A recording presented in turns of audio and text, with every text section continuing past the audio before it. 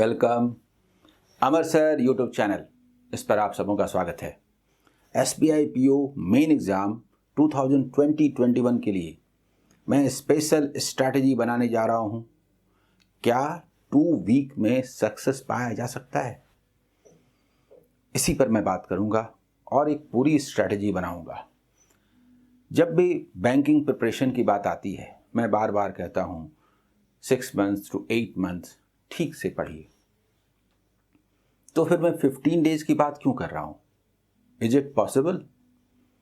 मैं उनके लिए बात कर रहा हूं जो प्री पास करने वाले हैं या कर चुके हैं, यानी जो उस स्थिति में हैं जो प्री क्वालिफाई किए हैं वही मेन देंगे ना।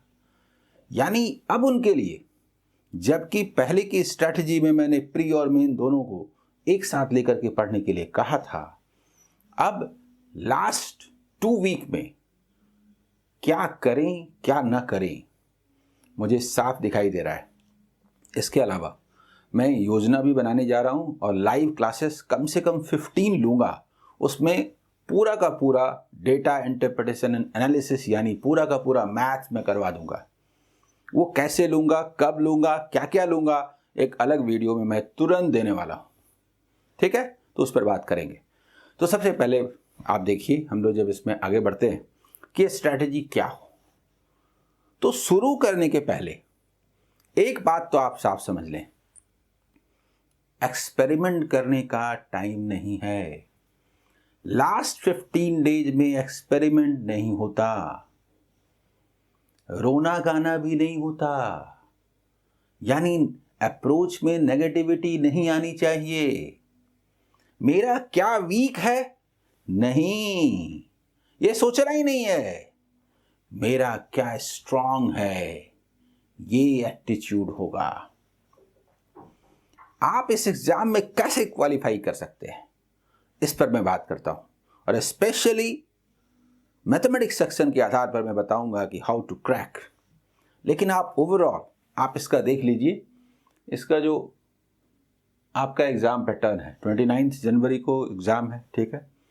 और इसका जो एग्ज़ाम पैटर्न है, थोड़ी सी चर्चा के साथ मैं आगे बढ़ूंगा।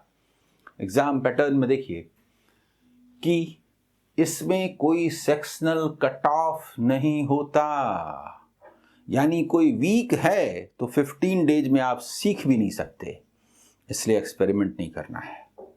जो स्ट्रांग है उसको पकड़िए और उसको इतना स्ट्रांग बनाइए इन लास्ट 15 डेज में कि आपको किसी भी तरह की दिक्कत ना हो क्वालिफाई करने में। फाइनली इंटरव्यू है, लेकिन फाइनली इसका स्कोर बहुत मैटर करेगा। तो आप सबसे पहले देखिए, जो इंग्लिश मीडियम के स्टूडेंट्स हैं, इंग्लिश स्ट्रांग है, या हिंदी मीडियम के भी जिनकी इंग्लिश स्ट्रांग है, वो तो प्लस पॉइंट है। 35 क्वेश्चंस हैं, 40 मार्क्स है, 40 मिनट्स है। वो लोग अपनी इंग्लिश को स्ट्रांग करें और ठीक करें, पढ़ें, उनको प्रेशर फील नहीं होगा। लेकिन हिंदी मीडियम के स्टूडेंट्स के लिए मैं ये कहना चाहता हूँ, या फिर जिनकी हिंदी वीक है, इंग्लिश वीक है, उनके बारे में कहना चाहता हूँ कि इंग्लिश में जो आपका स्ट्रांग साइड है, जो आप पहले से सोच करके चले हैं, उनको ही कीजिए।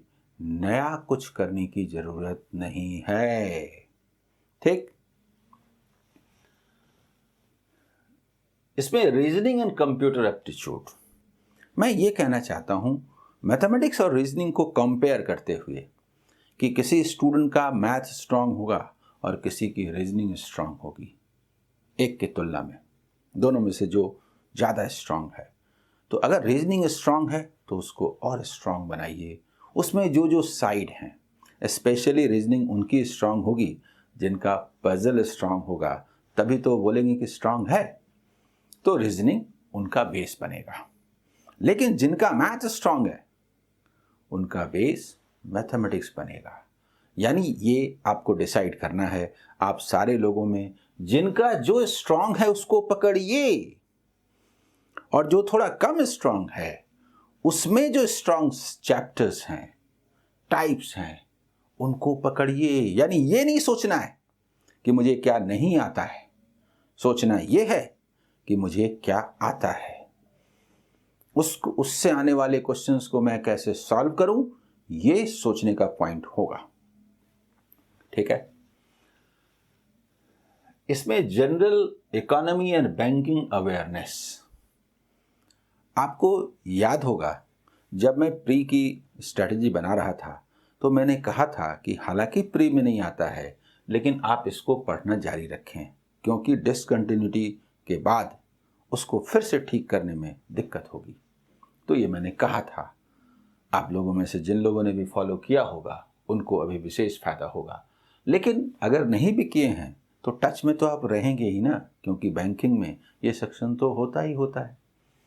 मेरा ये कहना है कि ये जनरल इकोनॉमी और बैंकिंग अवेयरनेस वाला जो सेक्शन है, इसको मैं किसी को भी छोड़ने के लिए नहीं कह रहा, चाहे आपका स्ट्रांग हो चाहे वीक हो, इसको आप छोड़ नहीं सकते। इसको नॉर्मली जितना पढ़ते हुए बिना टेंशन में आए, जितना उसमें स्कोर कर सकते हैं, जो साइड आपका स्ट्रांग है उसको नॉर्मली करते रहिए। ठीक है, उसको करते रहिए। जो भी किए प्लस है। डिसाइड जो होना है वो जिनका स्ट्रांग है रीजनिंग, उसमें उनके लिए डिसाइड होगा, या जिनका स्ट्रांग है जिसको हम डेटा एनालिसिस एंड इंटरप्रिटेशन कहते हैं वहाँ। और ये डेटा एनालिसिस और इंटरप्रिटेशन क्या है आज मैं डिटेल में बताने वाला हूँ। और अपने लाइव क्लासेस जो मैं करीब करीब 15 लाइव क्लासेस लूँगा, उनमें क्या लूँगा वो तो अलग से वीडियो बना दूंगा, और जल्दी ही आज या कल से वो शुरू हो जाएगा। 2 क्लास उसका मैं पहले ले चुका हूँ, उसको आगे बढ़ाऊंगा। ठीक है, तो ये समझ गए। तो अब आइए मैं बात करना चाहता हूं कि अगर आपका रीजनिंग स्ट्रांग है तो रीजनिंग आप पढ़ें अपने अनुसार, लेकिन यदि मैथमेटिक्स स्ट्रांग है तो मेरी इस स्ट्रैटेजी के अनुसार चलें जो मैं अभी बात करने जा रहा हूं। आइए सबसे पहले डेटा एनालिसिस एंड इंटरप्रिटेशन कहते किसको है, यानी मैथमेटिक्स में जो ये नाम दिया गया है मेन एग्जाम का, उसका मायने क्या है, मीनिंग क्या है। मैं बात करूंगा फॉर्म ऑफ क्वेश्चंस जिसमें कि पूछे जाएंगे, मैं बात करूंगा चैप्टर्स जिससे कि क्वेश्चंस आएंगे, मैं बात करूंगा ऑर्डर जिस ऑर्डर में आप आगे बढ़ते जाएंगे और चैप्टर्स को पढ़ते जाएंगे, इन सब पर बात करूंगा। तो सबसे पहले देखिए जो सेक्शंस हैं, form, miscellaneous word problems in general पूछना छोड़ दिया गया मेन एग्जाम में, लेकिन उसको फिर नया रूप दिया गया और उसे क्लोज टेस्ट फॉर्म में ब्लैंक्स के साथ, पॉसिबिलिटी के साथ पूछा जाने लगा है। डेटा इंटरप्रिटेशन वो तो ठीक है, DI ये जो फर्स्ट मैंने लिखा वो है, लेकिन डेटा एनालिसिस वो ये है, ये है। डेटा एनालिसिस एंड इंटरप्रिटेशन है ना मैथमेटिक्स का नाम, तो डेटा इंटरप्रिटेशन तो ये फर्स्ट वाला है, लेकिन उसके बाद जो भी है वो डेटा एनालिसिस है। एक नॉर्मली जो डेटा डिफरेंट फॉर्म्स में होते हैं उनको आप समराइज करते हैं, उनसे कुछ कंक्लूजन ड्रॉ करते हैं और फिर उस पर क्वेश्चंस होते हैं, उसको सॉल्व करते हैं। इसको हम दरअसल इन जनरल कैसलेट कहते हैं। मतलब डेटा एनालिसिस का जो मीनिंग आया वो इन जनरल कैसलेट से आया, लेकिन एग्जाम बोर्ड एक्सपेरिमेंट करता रहता है, हर बार कुछ नया होता है। कंसेप्ट नए नहीं होते, पूछने का तरीका नया होता है, जिससे आपकी originality, basic concept, fundamental concept जो कि चैप्टर का होना चाहिए एक स्टूडेंट को, वो चेक हो। इसलिए एप्लीकेशन पार्ट इसी में एक्सपेरिमेंट होते हैं। ठीक है, अब देखिए डेटा सफिशिएंसी से क्वेश्चन पूछे जाते रहे हैं। मिससेलेनियस इनइक्वालिटी जिसको हम क्वांटिटी 1, क्वांटिटी 2 और अब क्वांटिटी 3 भी कहते हैं, पूछे जाते रहे हैं। लेकिन एक नया फॉर्म अब आ रहा है जिसमें कि डेटा सफिशिएंसी और मिससेलेनियस इनइक्वालिटी को मिला दिया गया है और एक साथ पूछा जा रहा है। यही नहीं, जो डेटा इंटरप्रिटेशन है इसमें भी डेटा सफिशिएंसी के फॉर्म में क्वेश्चंस पूछे जाने लगे हैं। क्वांटिटी 1 क्वांटिटी 2 के रूप में भी डीआई में क्वेश्चन पूछे जाने लगे हैं। यानी क्वेश्चन को पूछने का तरीका बदलता रहेगा, वो एक जैसा नहीं रहेगा। हर बार कुछ नया फॉर्म होगा, नए तरीके होंगे, लेकिन जिनको ये फॉर्म को सॉल्व करना आता है उनको क्या फर्क पड़ता है, क्या दिक्कत है? ओनली मैथमेटिक्स के बल पर आप एसबीआई पीओ का मेन एग्जाम निकाल सकते हैं। क्या आपको विश्वास हो रहा है? 35 क्वेश्चन में 10 आपने बना लिया, डिपेंड करता है किस ईयर किस तरह के क्वेश्चन हैं उसके मुताबिक, लेकिन मैंने इन जनरल एवरेज का 10 बना लिया तो आप सक्सेस के रास्ते पर हैं। दूसरी जगह थोड़ा स्कोर करना होगा। लेकिन अगर आपने 20 बना लिया तो बाकी सारे सेक्शन में क्या लाते हैं डजंट मैटर। मैथमेटिक्स में लाया गया 20 क्वेश्चन आपको फाइनल जॉब दिला देगा। क्या विश्वास हो रहा है? लेकिन आप प्रेशर न लें, क्योंकि दूसरे सेक्शन में आपको कुछ ना कुछ स्कोर करना है। जो आप पढ़ते आए हैं, जो स्ट्रांग है उसके साथ, और जो मैथमेटिक्स सेक्शन है उसमें क्या करेंगे वो मैं बता रहा हूं। और कैसे करेंगे? ऑर्डर में करेंगे, जितनी दूर तक कर सके उतनी ही दूर तक करेंगे, वही आपकी पूंजी होगी। फॉर्म्स तो आप समझ गए, लेकिन इसमें चैप्टर क्या आते हैं? तो मैं ये कहना चाहता हूं कि यहां पर भी हर स्टूडेंट का अपना अपना स्ट्रांग साइड है, वीक साइड है। फिर भी मैं अपनी बात कह देता हूं, जिनका स्ट्रांग ये नहीं होगा वो दूसरा करेंगे, जो उसके बाद में बताऊंगा। सबसे पहली बात है, मैं जो कहने जा रहा हूं डेटा एनालिसिस एंड इंटरप्रिटेशन में, एक है डेटा एनालिसिस और दूसरा है इंटरप्रिटेशन। तो जो डेटा एनालिसिस का जो कैसलेट टाइप है उसमें चैप्टर से कैसे आते हैं, और जो डेटा इंटरप्रिटेशन है उसमें कैसलेट्स ये चैप्टर से किन चैप्टर से आते हैं। यानी इन चैप्टर्स का डिस्कशन मैं कर रहा हूं कैसलेट यानी डेटा एनालिसिस के ख्याल से और डेटा इंटरप्रिटेशन डीआई के ख्याल से। तो सबसे पहले मैंने ये चैप्टर्स लिखे। एग्जाम बोर्ड एक प्रॉपर उसमें संतुलन रखता है, बैलेंस रखता है, क्योंकि इससे कैसलेट भी होंगे और डीआई भी होंगे। तो जिससे कैसलेट होंगे उससे डीआई नहीं होगा, जिससे डीआई होगा उससे कैसलेट नहीं होंगे। मतलब ज़्यादा से ज़्यादा चैप्टर कवर करने की योजना होती है।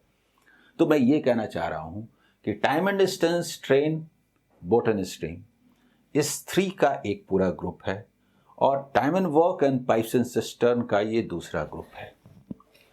एक ग्रुप से अगर कैसलेट आएगा तो दूसरे से डीआई आएगा। ये बात आप साफ समझ लें। कहने का मतलब ये है, देखिए, कहने का मतलब ये है कि अगर यहां से कैसलेट आया तो यहां से डीआई आएगा, और यदि यहां से डीआई आया तो यहां से कैसलेट आएंगे। ये आप समझ लीजिए, ये 2 भाग है। ठीक है?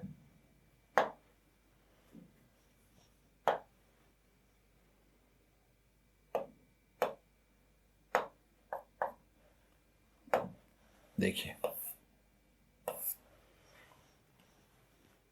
क्लियर? तो मेरा कहना है आप इन पर कमांड कीजिए। मतलब आप तो कीजिए, पर मैं तो पढ़ाने जा रहा हूं। मैं तो फ्री एजुकेशन के तहत यूट्यूब पर 15 लाइव क्लासेस लेने जा रहा हूं।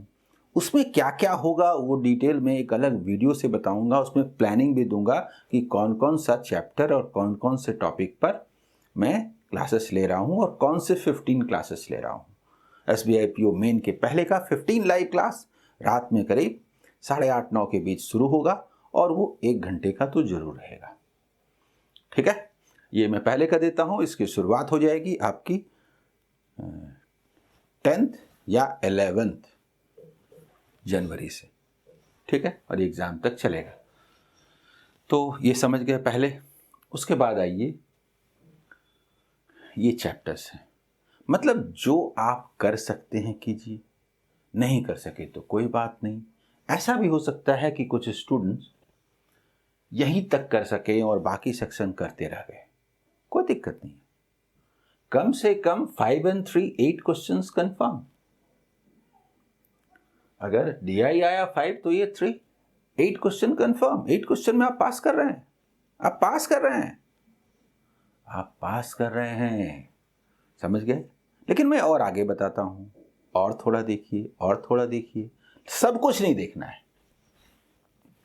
इसके बाद मैं कहता हूं permutation and combination and probability, ये दोनों को एक साथ। इससे हालांकि DI आते हैं, लेकिन कैसलेट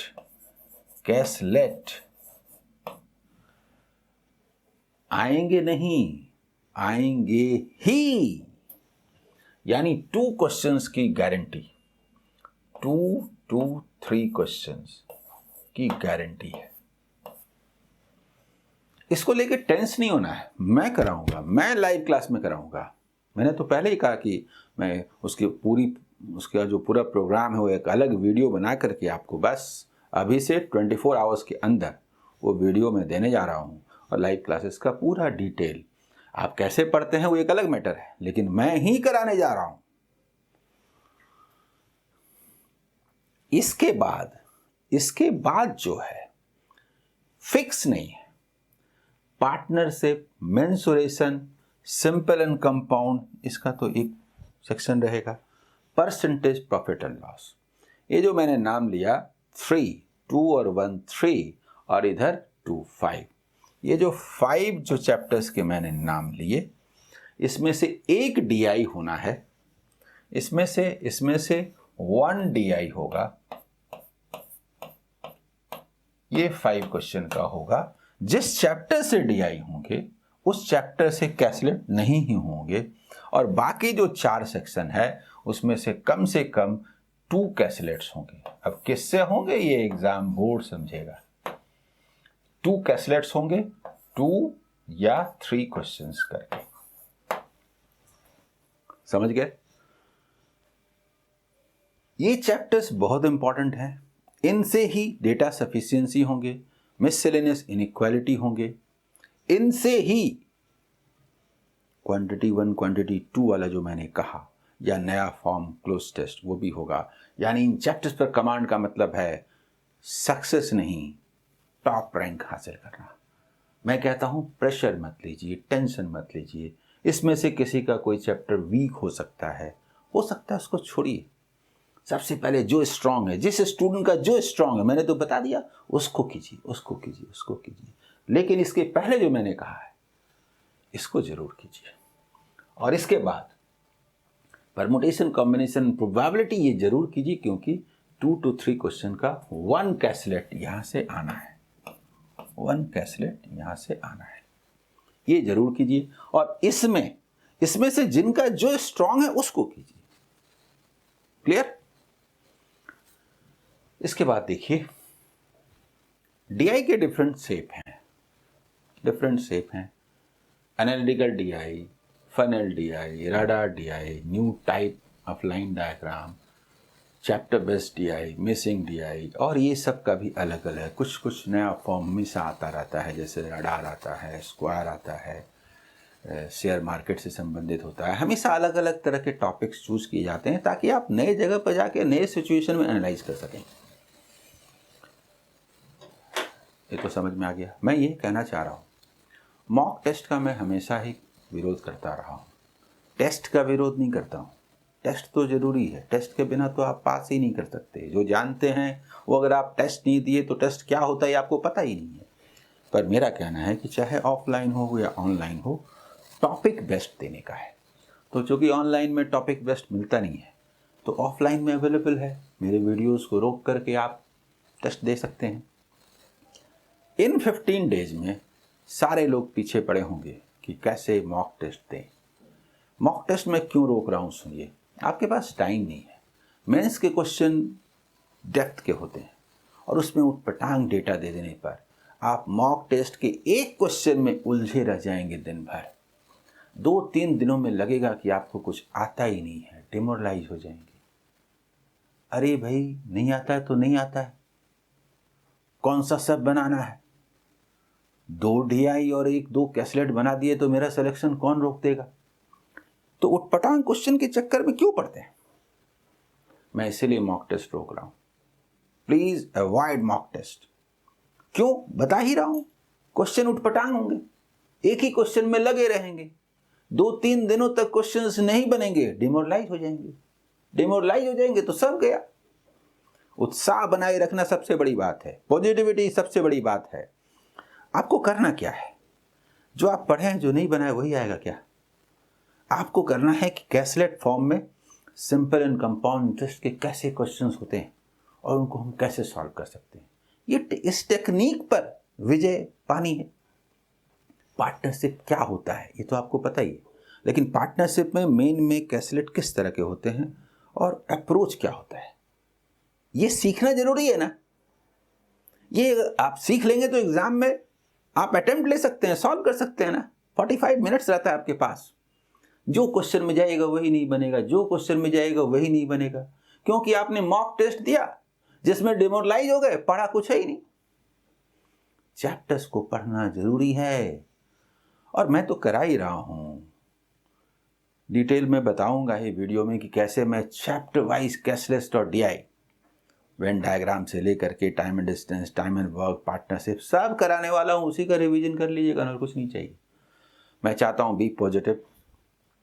सबसे टफ एग्जाम में से SBI PO मेन है, लेकिन पास करने के ख्याल से सबसे आसान एग्जाम में है। टफ क्वेश्चन के इस एग्जाम में कम स्कोर का एक्यूरेसी के साथ सॉल्यूशन दे करके आप निश्चित सफलता पा सकते हैं। Okay, all the best.